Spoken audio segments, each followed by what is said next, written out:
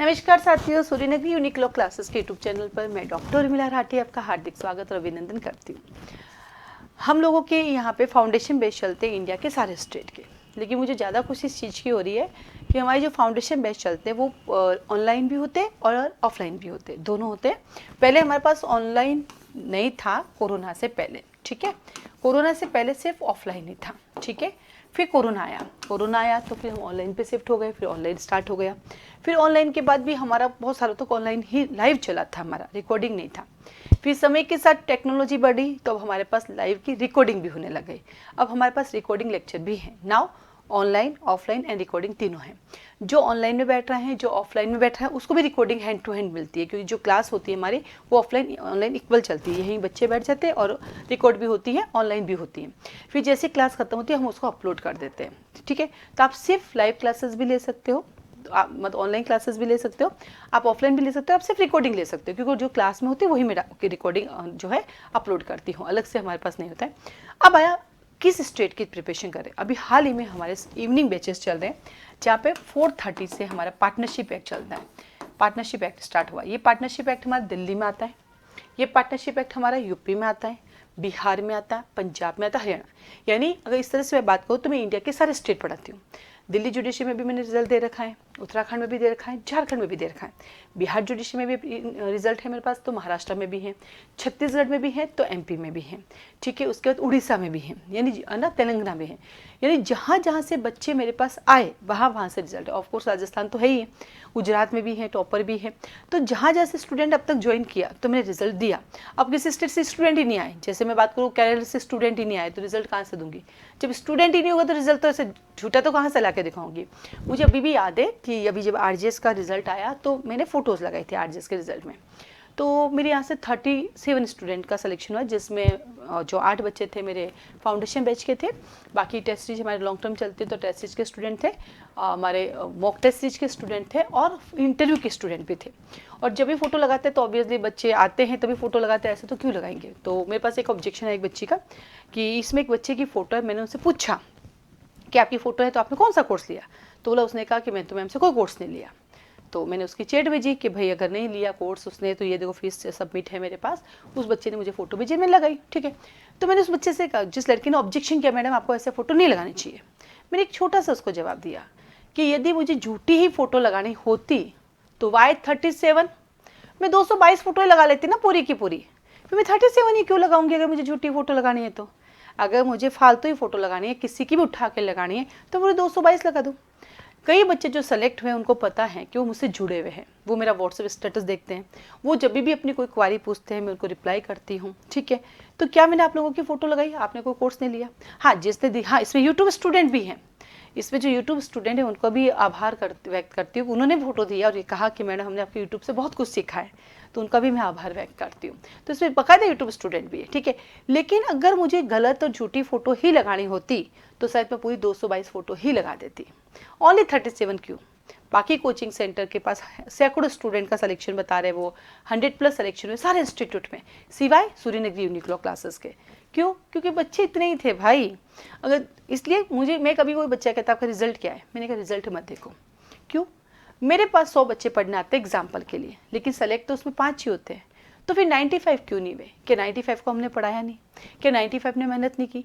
भैया coaching centre का काम आपको पढ़ाना है, आपको मेहनत कराना है, और आप सब मेहनत करते हैं, लेकिन समय से पहले और भाग्य से ज़्यादा कभी किसी को नहीं मिलता। जब आपकी डेस्टिनी में लिखा है ना तो मैं रोक नहीं सकती, और नहीं लिखा है तो कोई दिला नहीं सकता। मुझे याद है मुझसे इस बार कई बच्चों ने इंटरव्यू क्लासेस की क्वारी मांगी कि मैडम आपके यहाँ इंटरव्यू क्लासेस चल रही है, मैंने उनको डिटेल दी, बट वो मेरे यहाँ ज्वाइन नहीं कर पाए किसी कारण से, और वो सेलेक्ट हो गए। मेरे भाग्य में वो बच्चे नहीं लिखे थे ना, उनकी फ़ोटो मेरे यहाँ नहीं लिखी थी, नहीं लगाई। मैंने देखा कई बच्चे के सिलेक्शन हुए, उनके स्टेटस देखे और उन्होंने क्वारी मांगी, पर मैंने तो फोटो नहीं लगाई ना उनकी, ज्वाइन ही नहीं किया। लेकिन हाँ अगर वो ज्वाइन करते तो फोटो लगाते डेफिनेटली उनकी।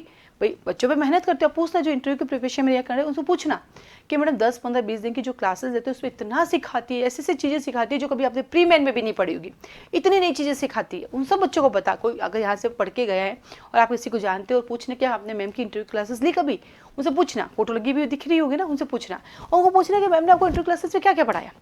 प्रैक्टिकली बहुत सारी चीज़ें बच्चे में भी तो हमने कभी सुना ही नहीं था, अभी भी मतलब ये भी एक प्रोविज़न है क्या, है ना। और कई ऐसे क्वेश्चन होते हैं जो हम पूछते हैं एज इट इज पूछ लेते हैं, ठीक है। तो ऐसा नहीं है हम इंटरव्यू क्लास एक दिन लगाया या सिर्फ मॉक इंटरव्यू लिया या फ्री में लिया, फ्री में भी नहीं लेती मैं, बाकायदा फीस लेती हूँ मैं। क्यों फ्री में लूँ भाई, मुझे मेरे पैनल को पैसे देने होते हैं, मुझे प्रीमाइजेस का रेंट देना होता है, बिजली का बिल पे करना था।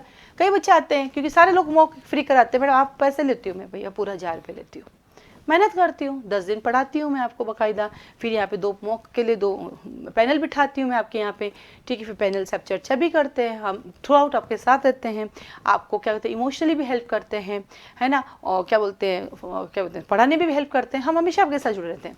तो मैं कोई फ्री में इंटरव्यू नहीं कराती, बिल्कुल पैसे लेती हूँ और फोटो भी लगाती हूँ क्योंकि मेहनत करती हूँ मैं, ठीक है। तो ये जो ज़्यादा पंचायतें करते हैं ना, जिनको बड़ी प्रॉब्लम होती है अरे फोटो, तो भैया भरोसा हो तो ज्वाइन करो, नहीं हो तो कोई इशू नहीं, क्योंकि मैंने आज तक 6 सालों में कभी डिस्काउंट नहीं दिया, मैंने कभी कोई स्कीम नहीं निकाली, मैंने कभी कोई कोड नहीं लगाया कि इस कोड को लगाओ पैसे कम। मैंने एक ही काजे बच्चा आता है कि बेटा एक काम करो, आप मेरे यूट्यूब पे जाके देख लो, मैंने बहुत सारे वीडियो डाल रखे हैं, बहुत सारे मैंने पढ़ा भी रखा है, आपको अगर वहाँ से समझ में आ जाए तो देना मुझे ज्वाइन कर लेना, अगर नहीं समझ में आता है तो कोई इशू नहीं है। मेरे यहाँ से कभी किसी बच्चे को कोई मैसेज नहीं जाता है कि नया बैच स्टार्ट है प्लीज़ ज्वाइन कीजिए, कभी नहीं जाता है। हम सिर्फ आते हैं एक इन्फॉर्मेशन देते हैं, क्योंकि सबको पता थोड़ी चलता कब बैच होगा, हम आते हैं एक सिंपल इन्फॉर्मेशन देते हैं कि भैया हमारा नया बैच स्टार्ट हो रहा है, इस तारीख को है, 3 डेज़ का आप डेमो ले सकते हैं। डेमो फ्री नहीं करती मैं, रजिस्ट्रेशन फीस लेती हूँ। क्यों? क्योंकि यूट्यूब पे तो सब कुछ डाल रखा, आप जाके देखो यूट्यूब पे पूरा प्रोबेशन एक्ट एक लाइन पढ़ा रखी है, वो अपने आप में डेमो हो गया। पढ़ाने का तरीका पता, पूरा एक्ट पढ़ा है तो आदमी पूरे एक्ट एक जैसे रहता है, पूरा रेंट कंट्रोल एक्ट पढ़ा रखा है। मैंने CPC ऑर्डर 1-2 यानी सेक्शन 1 से 158 ऑर्डर 1 से 2 पूरा डिटेल पढ़ा रखा है। मैंने CRPC के कई सारे चैप्टर पूरे डिटेल पढ़ा रखे हैं। मैंने BNSS के सेक्शन, अभी जो BNS भारतीय न्याय संहिता है, इसका सेक्शन 3 पूरा डिटेल एक एक सब सेक्शन में पढ़ा रखा है।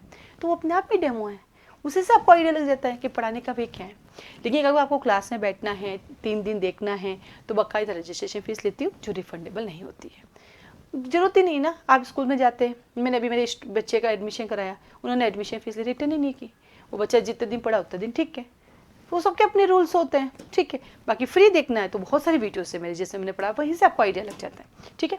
इन्हीं सब की चर्चाओं के साथ आगे बढ़ते हैं। हमारे यहाँ पे शाम को बैचेज चलते हैं, 4:30 बजे हमारा पार्टनरशिप बैच चलता है जो सारे स्टेट को, मैंने कहा जैसे हमारे यहाँ कोचिंग चलती है, फिर 5:30 हमारा यानी 1-1 घंटे की क्लास चलती है। रीज़न क्योंकि हमारे यहाँ माना कि एक बच्चा एक बार 45 मिनट ही पढ़ सकता है, उससे ज़्यादा नहीं पढ़ सकता, उससे ज़्यादा भले टीचर अपना कोर्स पूरा कराए लेकिन बच्चे के दिमाग में नहीं जाता वो चीज़, इसलिए हमारा 1-1 घंटे ही चलता है, जिसमें 40-45 मिनट हमारी क्लास होती है, फिर डिस्कशन होता है, हम हंसते हैं, हंसी मजाक भी करते हैं, चर्चा भी करते हैं, बीच बीच में डांटते भी हैं, मोटिवेट भी करते हैं, वे भी बताते हैं, ये सब चलता रहता है ताकि उससे आप बोर नहीं होते हो, ठीक है।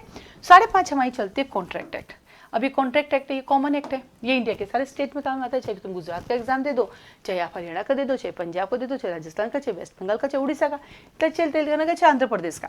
फिर 6:30 1 घंटे के बाद BNS भारतीय न्याय संहिता, ये हमारे सेकेंड टाइम चल रही है, इससे पहले एक बार कंप्लीट हो गई। तो मुझे बताते हुए बहुत खुशी हो रही है कि सूर्यनगरी यूनिक लॉ क्लासेस के फाउंडेशन बैच में जो 3 नए क्रिमिनल लॉज है कंप्लीट एक बार हो चुके हैं, इनकी रिकॉर्डिंग भी कंप्लीट है।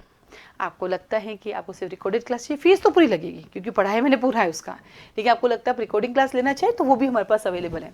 बाकी ये चलती रहेगी, जितनी बार मैं क्लास में पढ़ाऊंगी उतनी बार रिकॉर्ड होगी, क्योंकि बच्चे लाइव बैठे हैं, बच्चे ऑनलाइन बैठे हैं, बच्चे ऑफलाइन बैठे हैं, तो उनको जो पढ़ा रही है वो भी रिकॉर्ड होती है, वो भी देती हूँ। ये बने हुए भी तैयार कंप्लीट हैं, और जो नए बच्चे आ रहे हैं तो वो तो रिकॉर्ड, मतलब मुझे ये लगता है कि जब से मैंने रिकॉर्डिंग स्टार्ट की है तो CPC 4थी बार रिकॉर्ड हो रही है, वो जो गई वो गई, ठीक है। क्योंकि मैं जब भी पढ़ाती हूँ तो हमेशा अपडेट होता रहता है।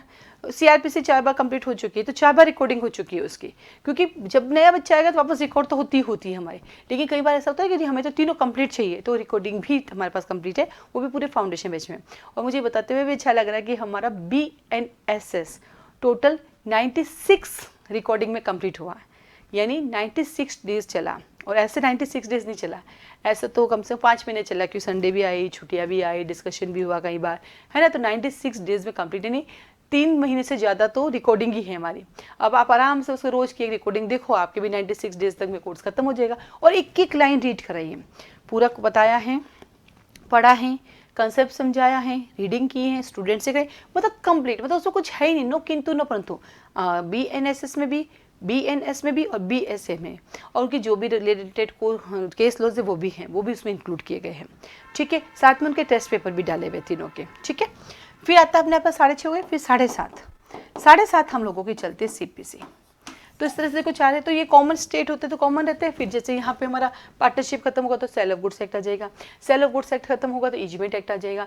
तो ऐसे चलते रहते हैं रोटेशन। जैसे ईजमेंट एक्ट आएगा तो ADJ के लिए काम आ जाते हैं हमारे, क्योंकि ADJ की क्लासेस भी चलती हैं, बिहार जुडिशरी के लिए काम आ जाएगा। फिर ईजमेंट जैसे खत्म हो जाएगा तो कॉन्सोलिडेटेड एक्ट, क्या बोलते हैं, चकबंदी एक्ट आ जाएगा। कॉन्सोलिडेटेड एक्ट जो है हमारे क्या बोलते हैं यूपी का, वो आ जाएगा। तो यूपी के हाई जुडिशरी के स्टूडेंट्स के लोअर, तो क्योंकि हर स्टेट चलता है। फिर यहाँ पे वो उनका खत्म होगा तो फिर छत्तीसगढ़ के माइनर एक्ट आने शुरू हो जाएंगे, या कभी यहाँ पे आने शुरू हो जाएंगे। तो ये रोटेशन चलता रहता है हम लोगों का।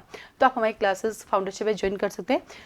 राजस्थान पढ़ाते हैं हम सारा ही पढ़ाते हैं। छत्तीसगढ़ भी पढ़ाते हैं, तो राजस्थान ले लो, चाहे RGS ले लो, MPGS ले लो, छत्तीसगढ़ ले लो, झारखंड ले लो, उत्तराखंड, यूपी, क्या बोलते हैं आपके पास OJS पढ़ा लो, ले लो, WBGS वेस्ट बंगाल ले लो, बिहार ले लो आप।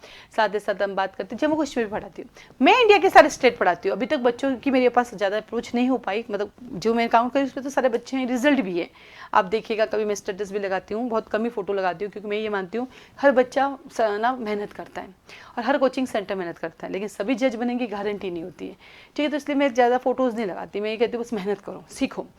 मैं इतना अच्छा पढ़ाती हूँ कि भाई आप पढ़ के देखो, जज बनना ना बनना ना आपके हाथ में ना मेरे हाथ में, लेकिन इतने कंसेप्ट क्लियर हो जाएंगे कि आप घर नहीं बैठेंगे, आप पढ़ाएंगे या अच्छी वकालत करेंगे।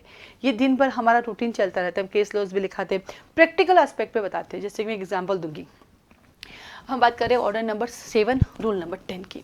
तो रिटन ऑफ प्लेंट होता है, तो रिटन ऑफ प्लेंट होता है। तो रिटन ऑफ प्लेंट क्या चीज़ होती है? तो ये एक ऑर्डर होता है। कैसे पता चला ये ऑर्डर होता है? तो ये पता चलता है कि इसकी अपील ऑर्डर की अपील की तरह होती है। कैसे पता चला? तो जाके देखो, ऑर्डर 43 रूल 1 में लिखा है कि पहला ही पॉइंट ये लिखा है कि ऑर्डर नंबर 7 रूल नंबर 10 में जब रिटन ऑफ प्लेंट होता है तो आप उसकी अपील ऑर्डर की अपील की तरह कर सकते हो गया। फिर उसको कहानी की तरह समझाया, पूरा प्रैक्टिकली। जैसे मान लीजिए 2 बच्चे थे क्लास में, एक अक्षिता थी, अक्षिता ने वैशाली के अगेंस्ट केस सूट इंस्टीट्यूट किया।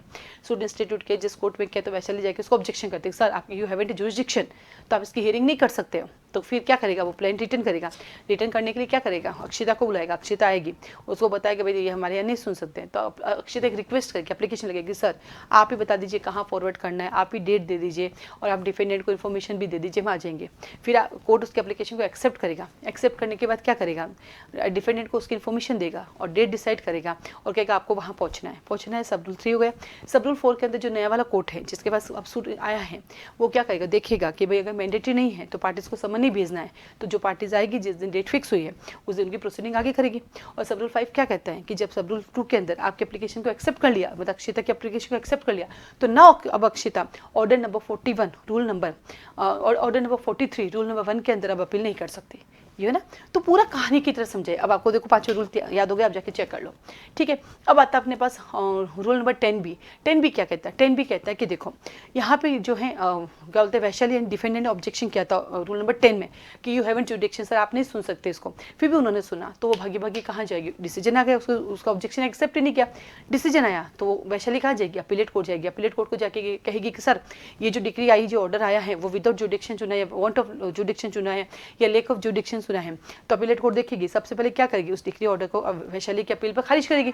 खारिज कर अब क्या करेगी? अपीलेट कोर्ट रिटर्न करेगी कि भैया उस कोर्ट के पास जाइए जहाँ पे आपका मैटर के पास जुरिसडिक्शन है। आ गए दोनों। तो ऐसे करके वैशाली अक्षिता का नाम लेके कहानी सुना के पहले प्रैक्टिकल अब पूरा गया। उसके बाद अब इसको वापस पूरा का पूरा रीड कराती हूँ, एक लाइन, हिंदी मीडियम में भी और इंग्लिश मीडियम में भी। या तो हिंदी में पढ़ लेती हूँ तो इंग्लिश स्टूडेंट से पढ़ा लेती हूँ, या इंग्लिश में पढ़ लेती हूँ तो स्टूडेंट से, कई बार दोनों इंग्लिश स्टूडेंट से। और वो ऑनलाइन बैठे ना, वो भी एक्टिव रहते हैं क्योंकि कंप्लीट पढ़ाया जाता है। कोई छुड़वाते तो मैं कुछ हूँ ही नहीं।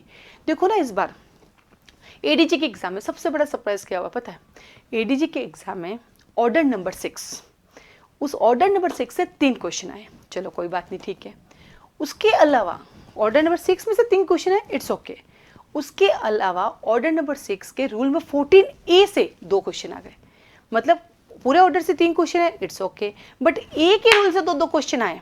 अब हमारे जो स्टूडेंट्स कहते हैं ये तो सब प्रैक्टिकल है। अरे भैया पूरा ADG का एग्जाम पेपर उठा के देख लो, जितना भी प्रैक्टिकल वो लोग कह रहे हैं ना, वो सब का सब जाके देख लो। आपके बैरिक में as it is same line है लिखी हुई है, सेम टू सेम लाइन है। क्योंकि जब हमें पढ़ाती हूँ, जैसे CPC पढ़ा रही हूँ, जैसे CPC में कुछ पढ़ाया तो पेपर मैंने दे रखा है, हाथ खोलो देखो ये क्वेश्चन यहाँ है, जैसे मैंने इनको बीएनएस पढ़ाया, क्योंकि है तो आईपीसी से जुड़ा हुआ, हाथों खोलो देखो ये सॉलिटरी कन्फाइनमेंट का देखो ये क्वेश्चन आया, देखो पनिशमेंट वाला आया, हैंड टू हैंड जैसे कॉन्ट्रैक्ट पढ़ाया, भैया ये क्वेश्चन है वो खोलो देखो, ये देखो ऐसे पैटर्न आया, ऐसे बनाया देखो, इसको ऐसे देखो, हाथों हाथ। जैसे मान लीजिए मैंने अभी 2024 का आरजीएस दिया, उसका पेपर खोलो देखो ये क्वेश्चन आया, देखो एडीजे का भी एग्जाम दिया, ये देखो ये क्वेश्चन आया। ये सब चीज़ प्रैक्टिकली चलती रहती है हमारी क्लास के अंदर, तभी एक कम बच्चों के साथ एक अच्छा रिजल्ट दे पाती हूँ, क्योंकि हर एक चीज़ उनको कवर कराती हूँ। मैं चाहूँ तो क्या है, मेरा काम तो पढ़ाना, पढ़ा लिया, पेपर दे दिया, ये सब डिस्कशन क्यों, लेकिन नहीं, मुझे भले ही बच्चे कम रखने हैं पर रिजल्ट अच्छा देना। तो इस तरह से हम लोगों की फाउंडेशन बेस चलते हैं। आप जोधपुर आके भी पढ़ सकते हैं। जोधपुर में हॉस्टल मेरे पास नहीं है, बट हाँ हम आपको बता देंगे कि आप कहाँ पे रह सकते हैं, नियर बाई कहाँ है वो आपको नंबर दे सकते हैं। आप जोधपुर आके भी पढ़ सकते हैं और आप घर बैठ के भी पढ़ सकते हैं, क्योंकि घर में भी लाइव क्लास चल रही है। जैसे मैं आपसे बातें करूँ बिल्कुल क्लास में वैसे होते हैं, इसलिए कहते हैं आप चाहो तो 3 दिन बैठ के देख लो, आप खुद भी कहोगे, आपको लगेगा ही नहीं कि आप क्लासरूम में नहीं है, आप ऑनलाइन बैठे हो लेकिन सारे बच्चों से बात कर रहे हो, इवन आप ऑफलाइन वाले बच्चों से भी बात कर रहे हो। आपको ऐसा कभी लगेगा ही नहीं कि आप एक दूसरे को नहीं जानते, क्योंकि हमारे यहाँ ऑनलाइन क्लास में सबको बोलने का अधिकार होता है, सब बोलते हैं आराम से। क्वेश्चन है तो क्वेश्चन रेज करो, हाँ फालतू क्वेश्चन करते हो तो डांट भी पड़ती है, बिना मतलब का क्वेश्चन रेज करते हो तो डांट भी पड़ती है, ठीक है। क्वेश्चन आगे आने वाला है, पहले पीछे हो चुके तो डांट पड़ती है, लेकिन आपको चीज़ समझनी है तो वापस पूछो, हाथ तो हाथ, आप हैंड रेज करो, अपना माइक ऑन करो, हमारे माइक की सुविधा है, आप आराम से माइक ऑन कर सकते हो। ऐसा नहीं पर्ची पे लिख के क्वेश्चन भेजो ना, हम कल बताएंगे, ऐसा कुछ नहीं है, हैंड टू हैंड है, सब कुछ है। हाँ इसमें ये कि आज जो पढ़ के गए कल क्वेश्चन पूछो, लेकिन आज जो पढ़ा 15 दिन बाद क्वेश्चन पूछोगे वो मैं नहीं बताऊँगी, तो समय ही नहीं होता है। तो इस तरह से हम लोगों की ऑनलाइन क्लासेस चलती है, ऑफलाइन चलती है, पूरा इंडिया एक साथ ले सकते हो, उसकी अपनी एक अलग फीस होती है। आप इंडिविजुअल सब स्टेट ले सकते हो, उसकी भी अपनी फीस होती है। इवन आप इंडिविजुअल सब्जेक्ट भी ले सकते हो, उसकी भी अपनी एक फीस होती है। तो क्लास की जानकारी के लिए किसी भी स्टेट की फ़ीस की जानकारी के लिए आप मुझे व्हाट्सएप उसका लिख दो, जैसे बिहार जुडिशरी की फ़ीस बता दीजिए या आरजीएस की फ़ीस, आप मुझे कॉल मैसेज कर सकते हैं। क्लास से रिलेटेड और कुछ चीज़ें पूछ सकते हैं। बाकी वो फ़ोटो वाली बात अगर आपको बुरी लगी तो मैं क्षमा चाहती हूँ, क्योंकि बिना मतलब के ऑब्जेक्शन हमें भी सहन नहीं होता है। आप ऑब्जेक्शन करते हो पर आप ये नहीं देखते हम सुबह 4 बजे उठते हैं और रात को 11 बजे तक मेहनत करते हैं, आपको उससे मतलब नहीं होता है, ठीक है। क्योंकि अब आपकी गलती नहीं है, हम सब ह्यूमन हैं और मनुष्य होता ही ऐसा है, मनुष्य है ना, भगवान थोड़ी है जो किसी को दुखी ना करे, हम मनुष्य हैं। तो इसलिए मैं क्षमा चाहती हूँ अगर मेरी कोई बात आपको बुरी लगी है, लेकिन ये बातें मार्केट से आती तो कभी हमारी भी निकल जाती कि भाई ऐसे क्यों बोलते हो आप हमें, हमने तो किसी के साथ, मेरा तो स्टेटस आप देखो ना, अभी हाल ही में देखो एक बच्चे की, आपने स्टेटस देखा करो, अभी हाल ही में दिवाली थी, तो दिवाली पे मैंने दिवाली से 2 दिन पहले एक मेरा स्टूडेंट आया था, आरजे सेलेक्ट हो गया, तो उसने कहा मैम मेरा जेलों में हो गया, लिस्ट आई तो मैं वो लिस्ट लगाई, इतने में एक बच्चे का फ़ोन होता है, मैम ये कौन सी लिस्ट है, मैंने कहा बेटा ये तो 10 दिन पहले आई, तो बोले इसमें मेरा रोल नंबर है जेलों वाले में, तो इसका मतलब मेरा वेटिंग क्लियर हो गया। मैंने कहा हाँ तेरा वेटिंग क्लियर, बताइए तुझे, ये दिवाली की सुबह की बात है जब मैंने स्टेटस पे लगाया ना, तो उस बच्ची को कितना फ़ायदा हुआ। तो मैं आपके नंबर इसलिए सेव करती हूँ ताकि मेरे स्टेटस पे कोई भी अपडेट आता है मैं डालती हूँ। नो डाउट मेरे पैम्पलेट भी होते हैं, नो डाउट मेरी फ़ोटोज़ भी होती है, मेरे परिवार की फ़ोटो भी होती है, हमारी खुशियों की फ़ोटो भी होती है, जब पापा गए तो हमारी गम की फ़ोटो भी थी स्टेटस पे, और क्लास के नोटिफिकेशन आए थे, जो नए नए नोटिफिकेशन है, जो भी मार्केट में जो भी क्या बोलते हैं वैकेंसीज आती है वो सब डालती हूँ मैं, है ना। और साथ में मैं अपने स्टेटस पे अपने कोचिंग का प्रचार भी करूँगी कि व्हाट्सएप में तो मैं आपको जोड़ती हूँ अच्छी चीज़ों के लिए कि भैया आप आए हो, आप देखो आपको फ़ायदा मिलेगा। लेकिन आप मुझ पे ही उंगलियां उठाते हो, तो आपको अगर मेरे स्टेटस से प्रॉब्लम है तो आप मेरा नंबर सेव ही मत करो, क्योंकि मैंने आपका नंबर सेव किया क्योंकि आपके फ़ायदे के लिए, लेकिन आपको अच्छा नहीं लगता है मेरे स्टेटस से, आपको दुख होता है या प्रॉब्लम होती है या आप मुझे प्रॉब्लम क्रिएट करके देना चाहते हो, तो आप एक काम करो, आप मेरा नंबर हटा दो, तो आपको मेरा स्टेटस ही नहीं दिखेगा, ना आपको दुखी होना पड़ेगा और ना आप मुझे दुखी करोगे, ठीक है। क्योंकि ऑब्जेक्शन करने से पहले एक बार सोचो तो सही कि आपने जो ऑब्जेक्शन किया है क्या वो ऑथेंटिक है क्या। आप सामने वाले से पूछ रहे हो कि भाई तूने फाउंडेशन बेस लिया, वो नहीं करेगा क्योंकि उसने टेस्ट सीरीज ली। और मुझे सरप्राइज तब हुआ जब वो जिस बच्चे के लिए पूछ रहा है ना, वो बच्चा 2018 से मुझसे जुड़ा हुआ है और मुझे यह पता भी नहीं है। जब उसका सिलेक्शन हो गया, वो अभी इंटरव्यू क्लास से फिर आया, तो उसने मुझे कहा कि मैम आपको याद ही नहीं है, मैं 2018 से जुड़ा हुआ हूँ, तब भी मैंने आपसे टेस्ट सीरीज लिया, आप 18 से मेरे को हेल्प कर रही हो। अब इतने सारे स्टूडेंट हैं तो नहीं पता, उस बच्चे ने इतना अच्छा मुझे कहा कि आपसे 18 से जुड़ा हूँ, 18 में भी टेस्ट सीरीज ली, 19 में भी ली, 21 में ली, और फाइनली मैम देखो 24 में सेलेक्ट हो गया हूँ। इंटरव्यू क्लासेस भी दोबारा ली और हर बार उसने फीस भी सबमिट की। मतलब ऑब्जेक्शन भी किस बच्चे का किया। एक तो अगर यूट्यूब वाली स्टूडेंट होती तो चलो फिर भी देते कि भाई मैडम इसका कैसा लगा, ये तो आई नहीं आपके यहाँ, तो मैं कहती भाई हाँ यूट्यूब वाली बच्ची है, इसने मुझे अपना फोटो भेजा है, ठीक है। वो बच्चा देखिए ऐसे ऑब्जेक्शन, अरे करो आपका अधिकार है, बट कहाँ से किया, मैं स्टेटस देखे ना तो मेरा मोबाइल नंबर हटा दो, नहीं दिखेगा। क्योंकि अभी भी हाल ही की बात है, एक और बच्चे का सिलेक्शन हुआ, वेटिंग लिस्ट लिया, तो जैसे मैंने स्टेटस लगा तो उसके दिन आया कि मैं मेरी भी वेटिंग लिस्ट में, बट इतना से समय, तो मैंने हाथों हाथ अपने स्टूडेंट से कहा, जो आरजे सेलेक्ट, बेटा तू मेल करना आरपीएससी को, अगर तेरे मेल करने से किसी एक बच्चे को फायदा हो जाएगा। उसने हाथों हाथ मेल कर दिया, क्योंकि उसको आरजे सेलेक्ट हो गया, कहीं जेलो ज्वाइन करेगा, और उस बच्चे का सिलेक्शन, उसका चला के मेरे पास मैसेज आया, ma'am thank you so much, मेरे जेलो की ना क्या बोलते हैं वेटिंग क्लियर हो गई, और मैंने उसको बाकायदा मैसेज लिखा, बधाई हो फाइनली सरकारी नौकरी लग गई, और ये भी हमारे स्टेटस पे लगा। मैंने तो उस बच्ची से तो नहीं कहा मुझे थैंक यू बोल, उसने बोला है ना, ठीक है मैंने जेलो का पैम्पलेट नहीं बनाया, मैंने फोटो नहीं लगाई, लेकिन उस बच्ची ने किया है ना, मुझे अप्रिशिएट किया है, तो करते हैं बच्चे भैया। हम कोचिंग सेंटर वाले नहीं झूठी फोटो, कोई कोचिंग सेंटर वाले नहीं लगाते, क्योंकि अगर कोई भी कोचिंग सेंटर झूठी फोटो लगाता तो सभी कोचिंग सेंटर के पास 222 फोटो पूरी होती, नंबरिंगों में नहीं होती, कम फोटो नहीं होती, ठीक है। तो इसलिए आप दुखी मत हुए और सामने वाले को भी दुखी मत कीजिए, ठीक है। हम काम कम करते हैं, नॉर्मल काम करते हैं, मेहनत करते हैं। मेरा उद्देश्य जो काम करने का एक ही है, तो बिजी रहती हूँ मैं, नहीं तो मुझे भी किटी पार्टी में जाना पड़ेगा, मुझे भी दिन भर घूमना पड़ेगा, फिरना पड़ेगा। कोचिंग की वजह से मैं पढ़ती हूँ, पढ़ाती हूँ, बिजी रहती हूँ, मजा आता है, एंजॉय करती हूँ मैं, थोड़ा ज्ञान होता है तो लोगों को बांट देती हूँ। एटलीस्ट सबसे बेस्ट क्या है, हमें आरजेएस क्यों बनना है, नौकरी करनी है, पैसे कमाने, बिजी रहना है। हमें एपीओ क्यों बनना है, नौकरी करनी है, पैसे कमाने, बिजी रहना है। तो मैं भी कोचिंग चलाती हूँ, पैसे कमाती हूँ, बिजी रहती हूँ, बस, और फीस लेती हूँ उतना मैं पढ़ा देती हूँ। ऐसा तो है नहीं कि मेरे मैसेजेस आपके पास आइए क्लास ज्वाइन कीजिए, हम आपको बेनिफिट देंगे। मेरे कोचिंग सेंटर से फ़ोन भी नहीं आते, कभी कभी फ़ोन आया आज तक, कह रहे मैडम नया बैच शुरू हो रहा है, आप आना चाहती हो क्या, आ जाइए, एक नई स्कीम आई। आज तक इन 8 सालों में कभी किसी को फ़ोन नहीं किया हमने कि आइए हमारा कोचिंग सेंटर ज्वाइन कीजिए। हम तो कहते हैं जाइए यूट्यूब देखिए, समझ में आए, हमारे कंसेप्ट समझ में आए, आप हमें ज्वाइन कर सकते हैं, नहीं समझ आए इट्स ओके, नो प्रॉब्लम। ये फिक्स कंसेप्ट है हमारा। फिर भी आपको मेरी कोई बात बुरी लगी हो तो मैं हाथ जोड़ के आपसे समझ जाती हूँ। आप सबको ऑल द बेस्ट, जीवन में आगे बढ़ते रहिए। आज के लिए धन्यवाद।